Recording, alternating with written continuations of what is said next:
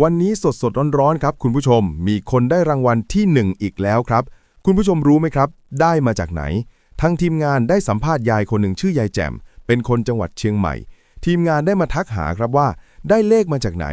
ยายแจ่มเอามาจากศิลาใน TikTok ย้อนกลับไปทุกคนยังจำศิลาได้ไหมครับที่ให้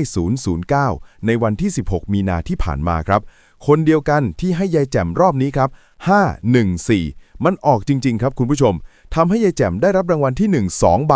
รวมเป็นเงิน12ล้านบาทศิลาบอกว่า16เมษายนนี้ใครอยากมีโชคให้ทักหาศิลาได้เลยเดี๋ยวส่ง16เมษายนให้ครับเดี๋ยวให้ทีมงานเราขึ้นคลิปศิลาฝากมาบอกคุณผู้ชมครับก่อนอื่นเลยศิลาต้องขอบคุณนักข่าวด้วยนะครับที่เอาคลิปศิลาไปลงฝากบอกนักข่าวให้ไปบอกพี่ๆทุกท่านเด้อว่าถ้าบ่อยากพลาด16เมษายนนี้ผู้ใดทักเข้ามาก่อนศิลาก็พร้อมจะแบ่งปันให้ก่อน